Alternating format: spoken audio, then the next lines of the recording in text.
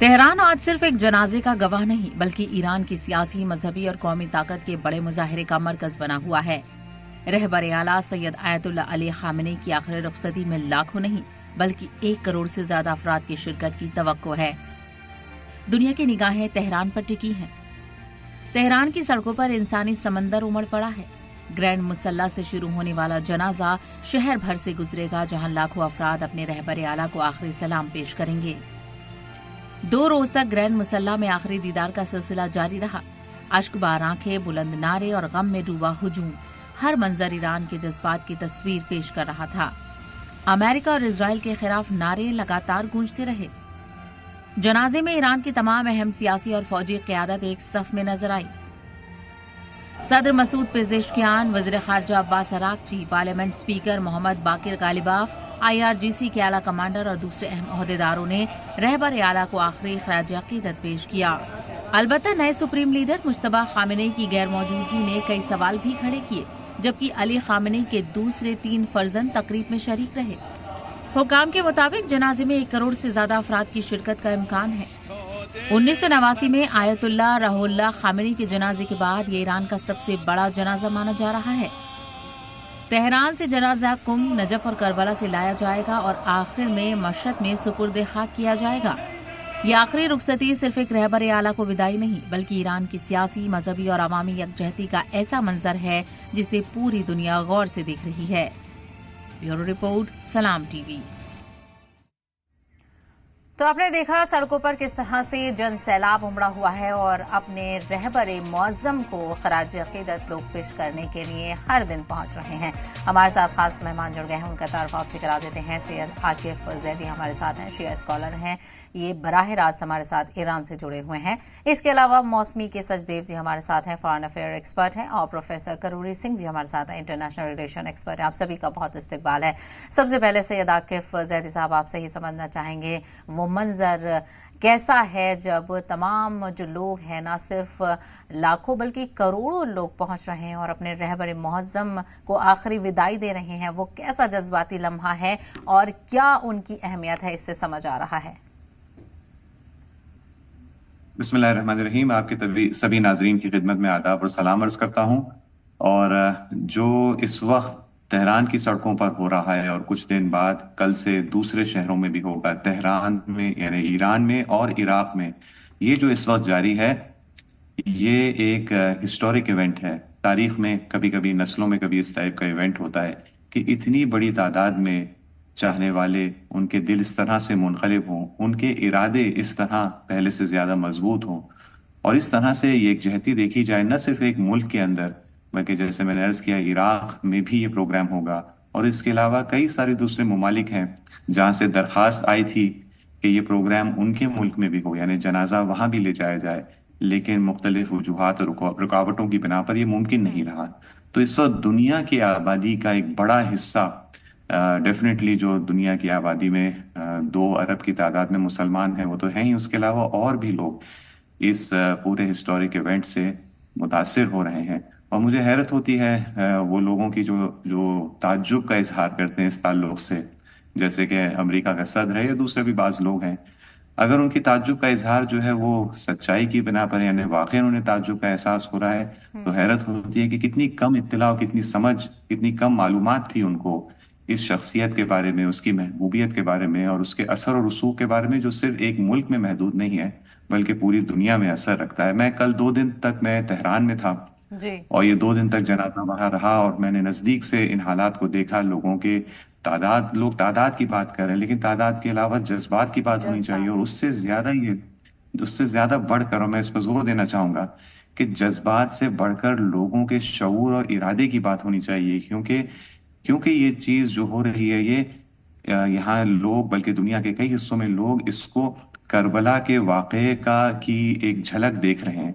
और करबला के सिलसिले में जहां जज्बात होते हैं, वहीं पर अज़्म और इरादा, शऊर और समझ भी है। ये सब चीजें साथ में होती है, इसको हम सेपरेट नहीं कर सकते हैं। तो उसका जिक्र भी होना बहुत जरूरी है कि लोग अभी तक इस जंग को जारी देख रहे हैं। इस जंग को किसी 2 मुल्कों की जंग के तौर पर नहीं देख रहे, इसको 2 मकतब और 2 नजरिए की जंग, इंसानियत और हैवानियत के दरमियान की जंग को देख रहे हैं। और ये जंग अभी जारी है उनके लिए। और इस कुर्बानी की वजह से, और इस प्रोग्राम जो इस कुर्बानी को इस तरह से अवाम को इसमें शरीक होने का मौका मिल रहा है इस प्रोग्राम में, वो इस कुर्बानी और इस जंग को और ज्यादा आगे ले जा रहा है, यहाँ तक कि हक की और इंसानियत की जीत और फतह का सिलसिला और आगे जी बढ़ता रहे। बिल्कुल, और इसी पैगाम को आम किया जा रहा है। और आपने बिल्कुल सही यहाँ पर कहा कि लोगों के जज्बात हैं, तभी इतनी बड़ी तादाद में लोग पहुंचे हुए हैं। मैं आपके पास लौटूंगी मौसमी सचदेव जी। जिस तरह से हम देख रहे थे कि कई सारे ममालिक इस तरह की तवक्को नहीं कर रहे थे, और ख़ुद अमेरिका को अगर देखा जाए तो अमेरिका के जो सदर हैं डोनाल्ड ट्रंप जिस तरह के से इजहार कर रहे हैं, वो भी इस बात से हैरान है कि आखिर इतने लोग क्यों मर रहे हैं। वो तो कहते थे कि सुप्रीम लीडर से लोग नफरत करते हैं, तो क्या ये ऐसी नफरत होती है? देखिए, ये तो प्रेसिडेंट डोनाल्ड ट्रंप का एक भ्रम था, क्योंकि आप देखिए millions of people have gathered there, और सिर्फ ऐसे नहीं कि ऐसे ही गैदर हुआ है कि प्रोसेशन को देखने के लिए। वहां पे अगर आप देखोगे पूरा सिचुएशन को, पीपल आर क्राइंग। वो कह रहे हैं कि किल डोनाल्ड ट्रंप। वो अभी भी वॉर को खत्म करने के मूड में, उस मोटो में नहीं है। उनको रिवेंज चाहिए, क्योंकि उनको दुख, उनका जो दुख है, जो लॉस है, वो दिखाई दे रहा है।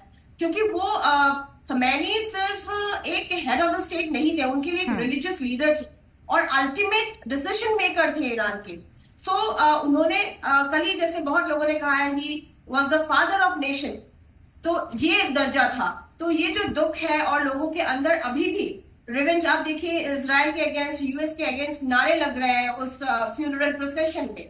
और फिर भी डोनाल्ड ट्रंप ऐसे वक्त पे, जहां 4 जुलाई यूएस का इंडिपेंडेंस डे है, आप अपने देश के बारे में सोचिए, देश के हित के बारे में सोचिए। पर जब आप प्रेसिडेंट डोनाल्ड ट्रंप का स्पीच सुनेंगे, ये भी ऐसा लगता है वो ईरान को कहते हैं कि इंटरनेशनल लॉ फॉलो नहीं करते हैं।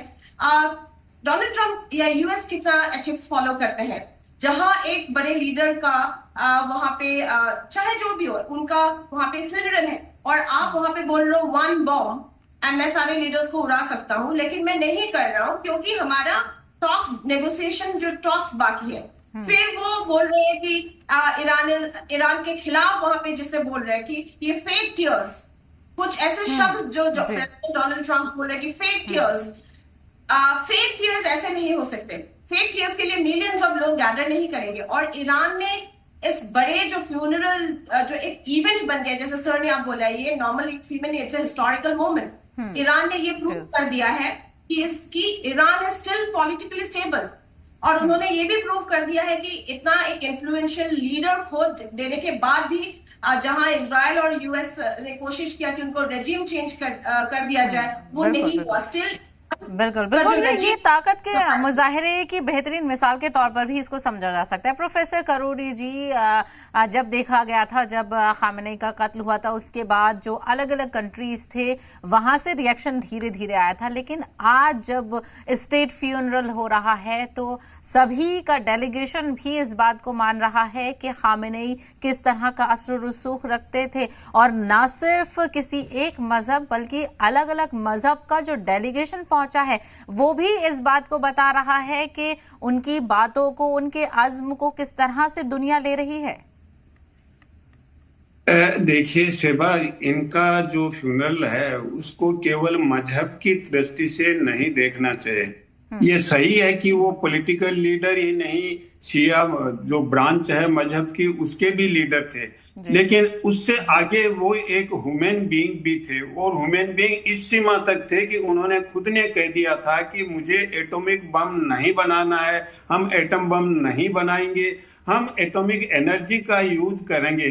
तो वो खुद कह रहे थे कि ये एटम बम नहीं बनाएंगे, लेकिन उसके बाद भी इजराइल और अमेरिका क्यों ईरान को खत्म करना चाहते थे। और उन्होंने जो साधन बनाया वो ये था कि अगर ईरान की मैशत और सरमाएदारी को खत्म कर देंगे तो ईरान की सियासत अपने आप खत्म हो जाएगी। क्योंकि ये सामान्यतः होता है कि जब किसी देश की सरमाएदारी या मैशत खत्म होती है तो वहां की सियासत खत्म हो जाती है, लेकिन ईरान में उसके उल्टे रिजल्ट निकले। यहाँ की सियासत मजबूत हो गई और सियासत इतनी मजबूत हो गई कि यहाँ का आवाम एक साथ हो गया। और ये केवल ईरान का अपना आवाम नहीं, दुनिया के देशों में हो सकता है कि किसी देश के रूलर हो, सियासतदान हो, वो ईरान के समर्थन में न हो, लेकिन दुनिया का आवाम है वो ईरान के समर्थन में है। इवन अमेरिका का भी आवाम है, अगर आज चुनाव हो तो ईरान के समर्थन में है। ईरान पे जो जंग थोपा अमेरिका इजराइल ने, उसके अगेंस्ट में है। तो दुनिया का आवाम अब इस रूप में खुमैनी के साथ है। लेकिन इसका फ्यूनरल हुआ और इसमें जो डेलीगेशन आए, ये केवल रिलीजियस या ये फ्यूनरल नहीं था, इसमें एक पॉलिटिकल मैसेज भी सबको था।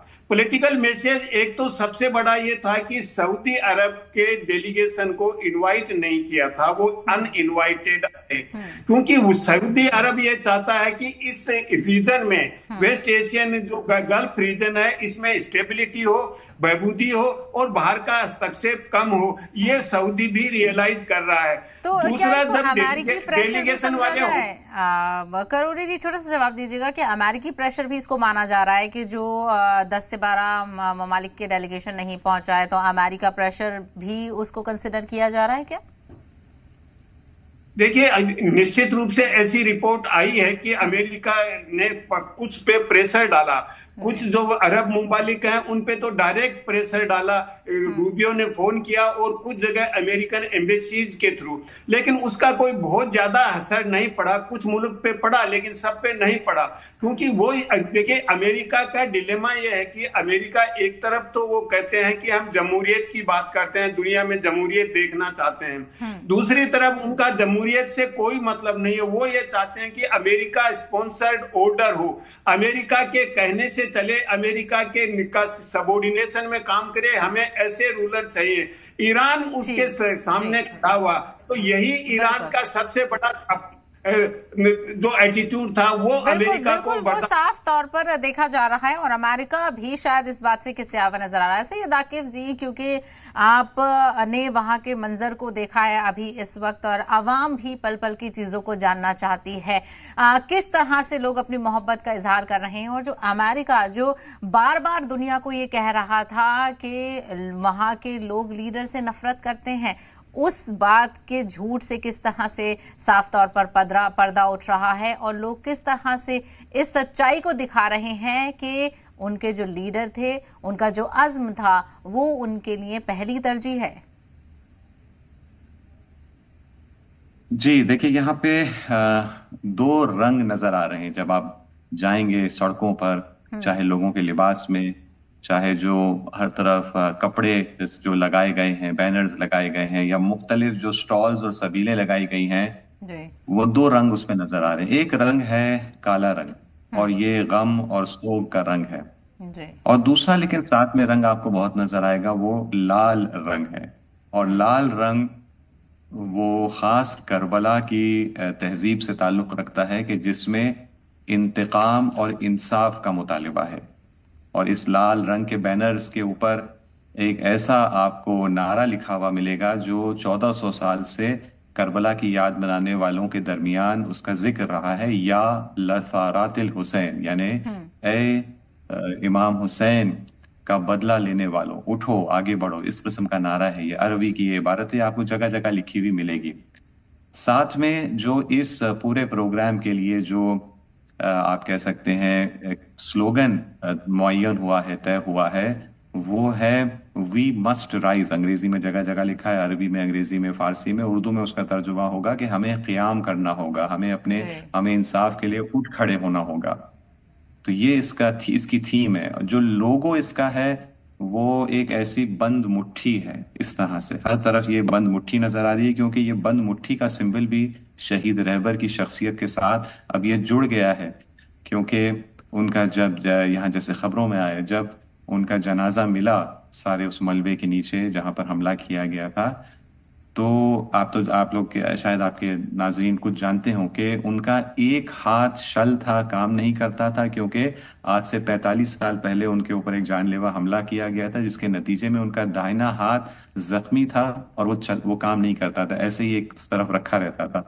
सारे काम उन्हीं ने अपने बाएं हाथ से करना सीखे थे। तो जब जनाजा उनका मिला तो उनका ये बायां हाथ जो है इस तरह से मुट्ठी की कैफियत में था कि जिसको अज़्म और इरादे की और हत्ता जीत और फतह और कामयाबी की निशानी के तौर पर देखा जाता है। तो ये सिंबल है उनके हाथ इस तरह से, और वी मस्ट राइज, या हमें उठ खड़ा होना होगा, हमें क़याम करना होगा। ये थीम है, हर तरफ ये मैसेज है।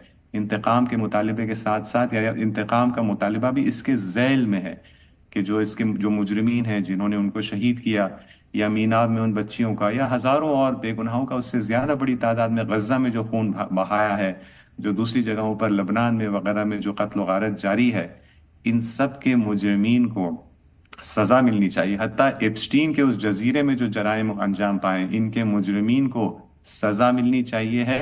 ये मुतालिबा लेके, ये जज्बात जो है वो इस किस्म के यहाँ पर हम देख रहे हैं, और इसीलिए दो रंग भी हम यहाँ पर यहाँ के पूरे प्रोग्राम्स में हम देख रहे हैं। जो कहा जाता है कि लोगों के दरमियान मकबूलियत नहीं थी, ये वाकई हैरत की बात है। मैंने पहले भी अर्ज किया, मैं उसके बारे में एक नुक्ता बस ऐड करना चाहता हूँ। वो ये है कि कुछ मैं कई देख रहा हूँ, कई तज्जिएकार ये लिख रहे हैं, कह रहे हैं कि इस वक्त जो ईरान में एक गैर मामूली किस्म का इत्तेहाद और एकजहती देखी जा रही है, ये एक चीज है जिसको कहा जाता है rally around the flag effect.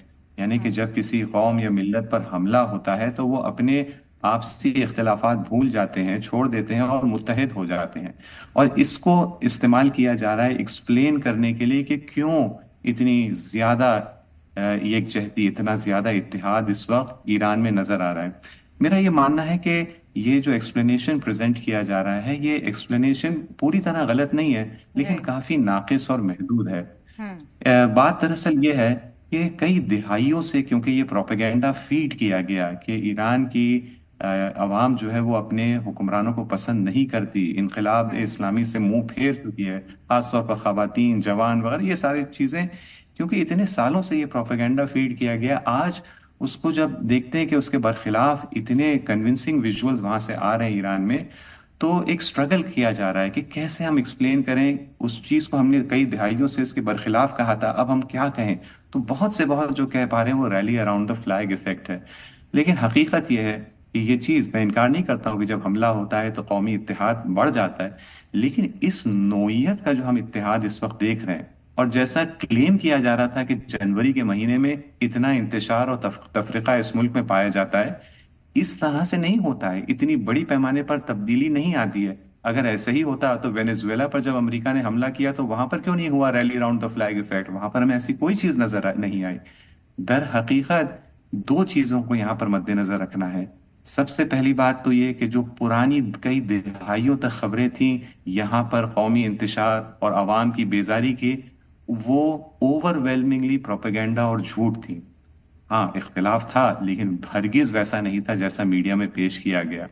दूसरी बात, जो यहाँ पर हो रहा है अब, ये सिर्फ एक rally around the flag effect नहीं है। फिर मैं कहूंगा वेनेजुएला में क्यों नहीं हुआ, इसके पीछे वो करबला की तारीख और करबला की तहजीब का बहुत अहम किरदार है कि जिसके तहत जुल्म का मुकाबला करने के लिए इत्तेहाद, हर किस्म की कुर्बानी, वो चीज यहाँ लोगों को बचपने से उनके घर के कल्चर का हिस्सा है। वो चीज यहाँ पर उसे लेकर वो पले हैं, और आज भी ये सिलसिला बहुत अहम किरदार अदा कर रहा है। आखिर में बस मैं आपसे एक गुजारिश करना चाहूंगा एक ही जुमले के तहत, कि जब हम शहीद रहबर का जिक्र करें तो हम वही पैटर्न फॉलो करें जैसे जो हम पोप का जब जिक्र करते हैं या हम किसी शंकराचार्य का जिक्र करते हैं, क्योंकि ये एक पाए के मजहबी लीडर थे। टाइटल के साथ जिक्र होता है। पोप का नाम मिसाल के तौर पर रॉबर्ट प्रोवोस्ट है, लेकिन वो नाम नहीं लिया था, हम कहते हैं पोप फला। इसी तरह कहते हैं स्वामी फला शंकराचार्य। तो इसी तरह हम सिर्फ खामेनाई लफ्ज इस्तेमाल न करें, कम से कम आयतुल्लाह का लफ्ज उससे पहले लगाकर ही उनका जिक्र करें, जो कि पैटर्न है तमाम मजहबी लीडर्स के लिए। बिल्कुल, रहबरे मौज़म से उन्हें ताबीर किया जाता है, और जो सो की तस्वीरें हैं वो लगातार मंजर आम पर आ रही हैं। मौसमी सचदेवा जी, आपसे भी यह समझना चाहेंगे, जिस तरह से जिक्र किया कि साहब ने भी, ये जो एक रेवोल्यूशन के तौर पर भी देखा जा रहा है कि जिस चीज को नजरअंदाज किया जाता है, एक नेगेटिव प्रोपेगेंडा दिखाने की कोशिश की जाती है, उसके लिए जब आवाम इस तरह से उठती है तो कहीं ना कहीं एक इनकलाबी तस्वीर भी आती है। छोटा सा जवाब दीजिएगा। बिल्कुल बिल्कुल, आप एक रिवॉल्यूशन ही आप देखिए, क्योंकि ये जो आप पूरा फ्यूनरल जो इवेंट बनाया, it has become an international summit, ऐसा हो गया है। और पूरे 40 देखिए फॉरेन डेलीगेट्स वहां पे गए हैं और सब दिख रहा है, मीडिया पूरा लाइव टेलीकास्ट दिखा रहा है कि लोगों के अंदर जज्बा कैसा हो रहा है। अच्छा, पहले दिन से ही प्रेसिडेंट डोनाल्ड ट्रंप ने एक फेक पिक्चर दिखाने के लिए कोशिश किया कि Iran is begging for talks, Iran is begging, लेकिन हर बार ईरान ने इसको रेफ्यूट किया है, बोला कि we do not want talks. उन्होंने पहले ही बोला कि हम अभी भी लड़ने के लिए we are capable of fighting back. तो अभी आप देखिए हर वहां के citizens they are crying, they are, आप सर ने बोली दिया है, स्लोगन्स वो कर रहे हैं, वो लोग फ्लैग्स प्लैकार्ड्स कैरी कर रहे हैं, क्योंकि हमें ये दिख रहा है कि this is not a very soon end to a war. मुझे नहीं लगता कि हम वहां पे एक वॉर का एंड दिख रहा है, मुझे नहीं दिख रहा है। मुझे हालांकि दिख रहा है एक रिवॉल्यूशन है, एंड ये रिवॉल्यूशन एंड नहीं होगा जब तक ईरान अपने राइट्स, या आप देखिए इतने बड़े लीडर को उन्होंने खोया है, उनके अंदर वो बदला की भावना है, और मुझे लगता है ये कंटिन्यू रहेगा।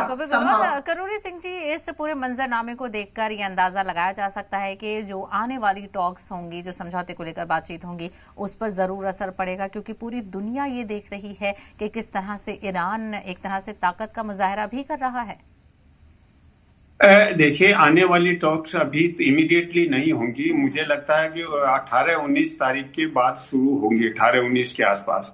और इस बातचीत में अमेरिका ये चाहेगा कि जो MOU है उसको सेबोटाज किया जाए, क्योंकि MOU से इजराइल भी खुश नहीं है, और अमेरिका में भी एक मैसेज गया है कि अमेरिका का इसमें ह्यूमिलिएशन हुआ है, क्योंकि MOU के जितने पॉइंट्स हैं वो ये इंडिकेट करते हैं कि ईरान का अपर हैंड है, ईरान की विक्ट्री है इसमें। और इसीलिए जैसे होर्मुज के मुद्दे को उठा रहे हैं, लेकिन MOU का जो 5th पॉइंट है उसमें ईरान को पूरी ऑटोनॉमी दे रखी है, होर्मुज को ईरान मैनेज करेगा। इसी तरह से पहला पॉइंट है वो लेबनान का है, वहां पे तो लेबनान को लेके भी बार बार सीज फायर हो रहा है। तो निश्चित रूप से अमेरिका और इजराइल इसको सेबोटाज करना चाहेंगे कि MOU सक्सेसफुली नहीं हो, क्योंकि अगर सक्सेसफुल हो गया तो इसमें ईरान की विक्ट्री होगी। इजराइल ये चाहता था कि ईरान को हर तरीके से खत्म किया जाए, कमजोर किया जाए, वो उनका उद्देश्य पूरा नहीं हो रहा है। अमेरिका चाहता था कि यहाँ रिजीम चेंज हो, उनका भी ये ऑब्जेक्टिव पूरा नहीं हो रहा है। तो निश्चित रूप से अब अमेरिका और इजराइल दोनों चाहेंगे कि MOU सही तरीके से इंप्लीमेंट नहीं हो। इसके लिए वो निश्चित रूप से प्रयास करेंगे, और उसको सबसे बड़ा प्रिटेक्स्ट बनाएंगे वो होर्मुज को, क्योंकि अमेरिका ये कहेगा कि हम होर्मुज को खोलना चाहते हैं, लेकिन वास्तव में वो ये चाहते हैं कि होर्मुज को खोलना उद्देश्य नहीं है, उनको ईरान को कॉर्नर करना है कि देखिए ईरान नहीं खोल रहा है होर्मुज को, जबकि MOU का 5th पॉइंट बिल्कुल क्लियर है, तो उसमें कहीं कंफ्यूजन या एम्बिग्युइटी है नहीं। तो और इसीलिए अमेरिका को यह एहसास हो गया कि MOU में अमेरिका कमजोर है, और इसीलिए उन्होंने रूबियो को यहाँ पे गल्फ कंट्रीज में भेजा। गल्फ कंट्रीज की जो कोऑपरेशन काउंसिल की मीटिंग हुई उसमें रूबियो गए, और उसके बाद सेंटकॉम ने एक सिक्योरिटी डायलॉग किया। समझौते को लेकर भी बातचीत फिलहाल वक्फा लिया गया है, लेकिन दूसरी तरफ स्टेट फ्यूनल भी जारी है।